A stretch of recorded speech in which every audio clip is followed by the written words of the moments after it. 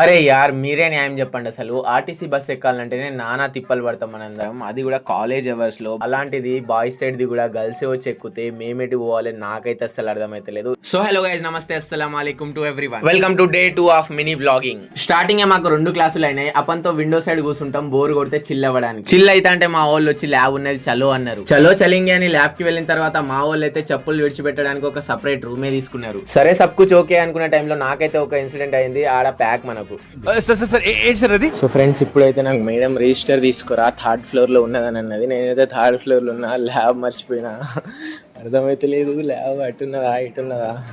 ఖతం, Tata, good bye, Gaya. అలా మన ఇంటెలిజెన్స్ బ్రెయిన్ యూజ్ చేసిన తర్వాత ఫైనల్లీ ల్యాబ్ అయితే దొరికింది. లంచ్ అయితే అయిపోయిన తర్వాత మావోడు అయితే పూరా ప్రొఫెషనల్ గా చేయగలుగుతున్నాడు. మావోన్ దగ్గర అయితే ప్రింటర్ ఉన్నది, జిరాక్స్ పైసల కోసం మొత్తం సెట్ చేస్తాడు. ఇస్లేజ్ బోల్తే బిజినెస్ మైండెడ్ పీపుల్ అని. సక్సెస్ఫుల్ గా అన్ని క్లాసెస్ అటెండెన్స్ కోసం అయితే విని బయటికి వచ్చినాం. సరే వెళ్దాం రా బై అనుకునే లోపల బస్ అయితే వచ్చేసింది. అసలే మన దగ్గర బస్ పాస్ ఉన్నది, బస్ ఎక్కి ఇచ్చి పడేస్తాం ఒక్కొక్కడిని. మావోడైతే ఖాళీ దేద్దే ఉరుకుతాడు బస్ కోసం. ఎందుకంటే బస్ కి 2 ఎంట్రీస్ ఉంటాయి, జెంట్స్ కోసం లేడీస్ కోసం. కానీ లేడీస్ అందరు వచ్చి జెంట్స్ దాంట్లోనే ఎక్కుతారు. సో గర్ల్స్, ఈ వీడియోని చూసిన తర్వాత మా బాధను అర్థం చేసుకోండి. ఇక్కడి దాకా వీడియోని కనుక చూస్తే నా ఛానల్ ని మాత్రం జరూర్ ఫాలో చేయండి.